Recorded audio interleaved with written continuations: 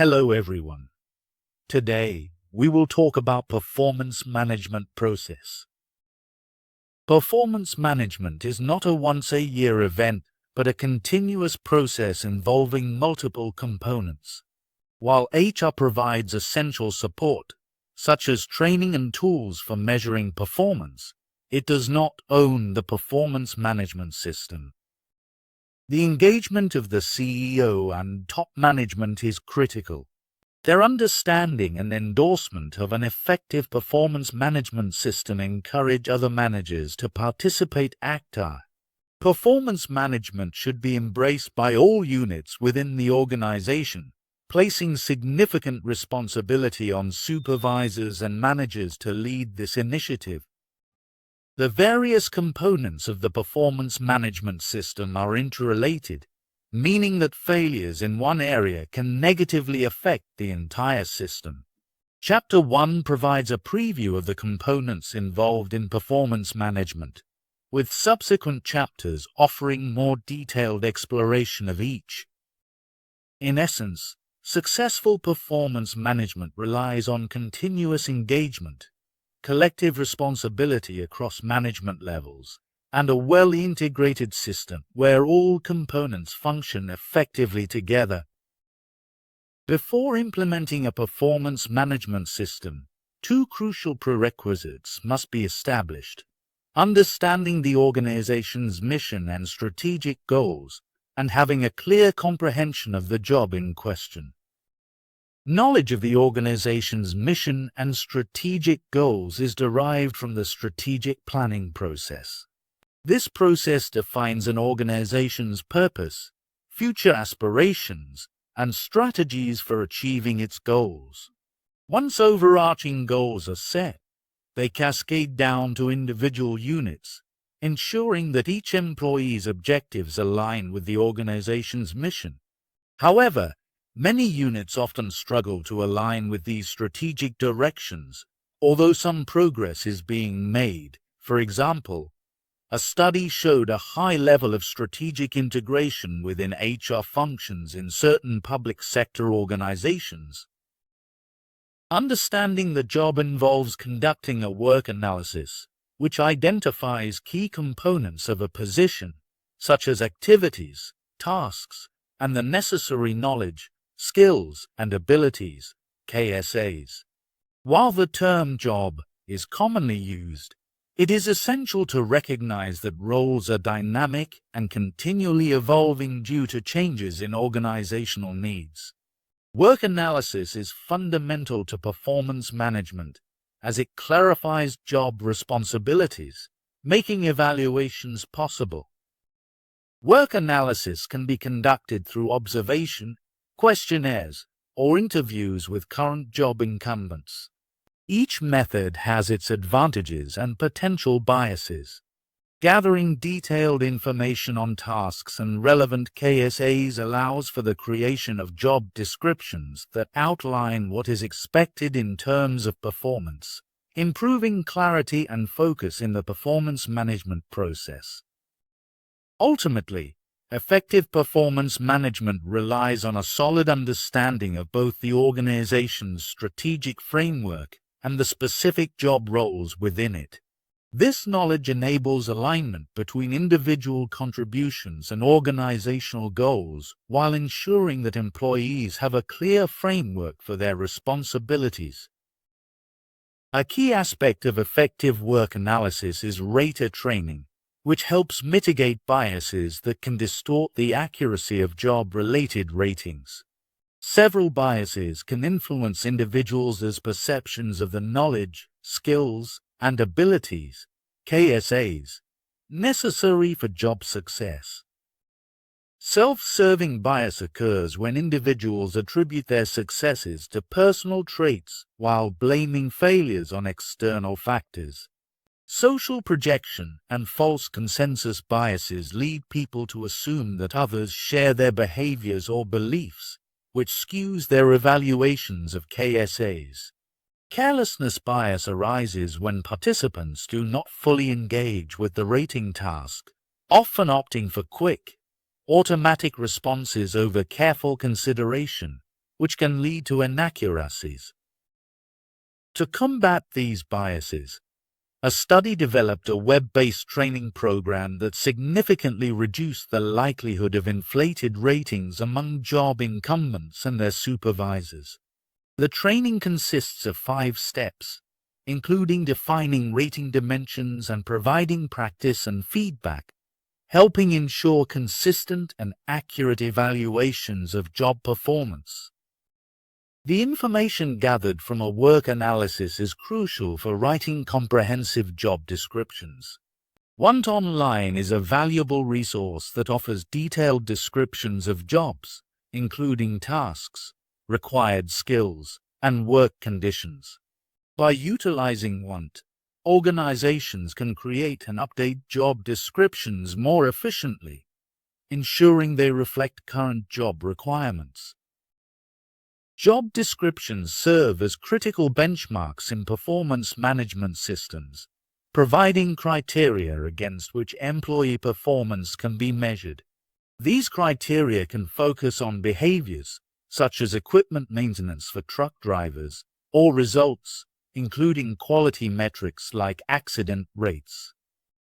Organizations are increasingly recognizing the importance of integrating job descriptions into their performance management systems. For example, Alliance Health Deaconess Hospital in Oklahoma City revised job descriptions based on employee feedback to ensure clarity in performance evaluations. Each job is now linked to the hospital's strategic goals, emphasizing core behaviors that align with organizational objectives.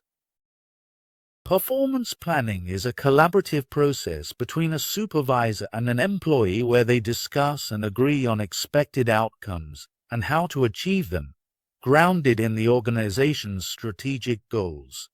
This discussion encompasses both results and behaviors, along with a developmental plan. Results are the tangible outcomes that an employee must produce. They typically relate to key accountabilities derived from the job description and include specific, measurable objectives. Performance standards serve as benchmarks for acceptable and unacceptable performance, assessing quality, quantity, cost, and time.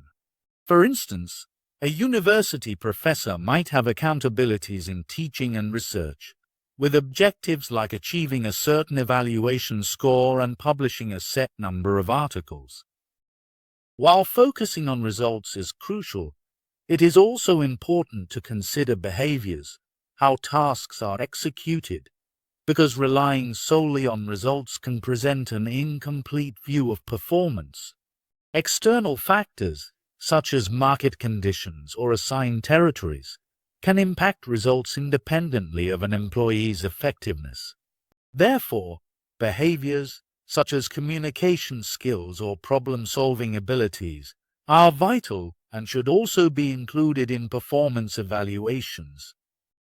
Additionally, developing a plan is essential for identifying areas needing improvement and setting specific goals. This plan should address both results and behaviors.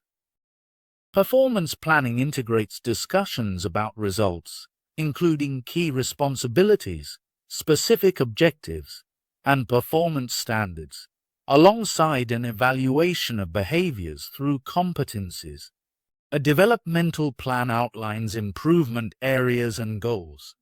Once this planning phase is complete, organizations can move forward with implementing the performance management system, which includes execution, assessment, and review.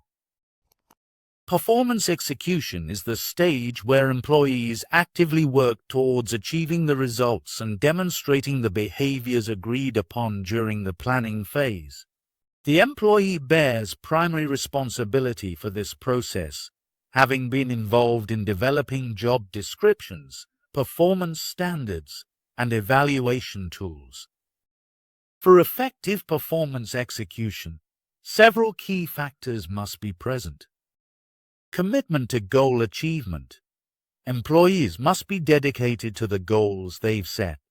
Involving them in goal setting enhances their commitment. Check-ins and performance touchpoints. Employees should regularly seek feedback throughout the year, rather than waiting until the formal review. They need to proactively ask for coaching and input from various contacts within the organization. Collecting and sharing performance data. Employees should keep their supervisors updated on their progress regarding both behaviors and results. Preparing for performance reviews. Rather than waiting for the end of the review cycle, employees should continuously engage in self-assessment and seek informal feedback from peers and customers to facilitate immediate improvements. While employees have primary responsibilities, supervisors also play a critical role in performance execution. Their responsibilities include observation and documentation. Supervisors should consistently observe and document employee performance to identify both strengths and areas needing improvement. Updates. As organizational goals evolve, it's important for supervisors to revise objectives and standards accordingly. Feedback. Regular feedback and coaching should be provided to help employees stay on track towards their goals. Resources. Supervisors must ensure that employees have the necessary resources and opportunities for development, such as training sessions. Reinforcement. Acknowledging outstanding performance is essential, along with providing constructive feedback for any shortcomings. Both employees and supervisors share responsibility in the performance execution process. A case example is IBM, which shifted from an annual review system to a more dynamic one. Employees now receive ongoing feedback and can adjust their goals as needed throughout the year. This approach aligns with the fast-paced nature of their work environment, promoting continuous dialogue and more relevant discussions at review time. Performance assessment is a collaborative phase in which both the employee and manager evaluate the employee's performance in relation to the desired behaviors and results agreed upon during the planning phase. The primary responsibility for collecting performance information often lies with the direct supervisor, though input can also come from peers and other team members. Both the employee and manager are expected to take ownership of the assessment process. Employees perform self-evaluations while managers assess performance, creating a two-way feedback mechanism. This collaboration yields valuable insights for the upcoming review phase, enhancing the effectiveness of the performance management system. Involving both parties in the assessment helps highlight discrepancies between self-perceptions and external evaluations from supervisors and colleagues. These discrepancies can pinpoint areas for development, especially when feedback from others is less favorable than the employee's self-assessment. Such gaps often motivate employees to engage in improvement efforts. Self-appraisals are particularly beneficial because they can decrease defensiveness during appraisal discussions, improve overall satisfaction with the performance management system, and enhance perceptions of fairness and accuracy. This acceptance of the process is crucial for its success. The performance review stage involves a formal meeting between the employee and the manager, often referred to as the appraisal meeting, where both parties discuss performance assessments. This meeting is critical for providing employees with structured feedback on their performance. Despite its importance, the appraisal meeting is often considered the Achilles' heel of performance management due to managers' discomfort in delivering feedback, particularly when performance is lacking. This discomfort can lead to avoidance, emphasizing the need for training to help managers provide effective feedback. Positive feedback can enhance employee satisfaction, even if it comes with low performance ratings. The appraisal session primarily reviews past performance, what was done and how it was accomplished, but it should also address the employee's development and future goals. A well-rounded discussion encompasses the past, performance results, present, compensation or rewards, and future, goals to be achieved before the next review. The appraisal meeting can be challenging, especially when addressing subpar performance. Introducing the conversation effectively is crucial. For example, starting with an acknowledgement of the importance of performance discussions and inviting the employee to share their thoughts creates a constructive atmosphere. Key steps for conducting productive performance reviews include identifying specific positive and negative behaviors, soliciting employee feedback and listening actively, discussing the consequences of behavior changes, explaining how past skills can address current performance issues, agreeing on an action plan for improvement, setting up follow-up meetings to review progress. The performance review is a vital part of the performance management cycle, bridging past evaluations and future expectations. Continuous monitoring of prerequisites, such as organizational goals and necessary KSAs, ensures that the performance management process aligns with the organization's strategic objectives. Ultimately, effective performance management fosters the achievement of broader organizational goals. Thank you for watching. If you liked this video, please like and subscribe to channel.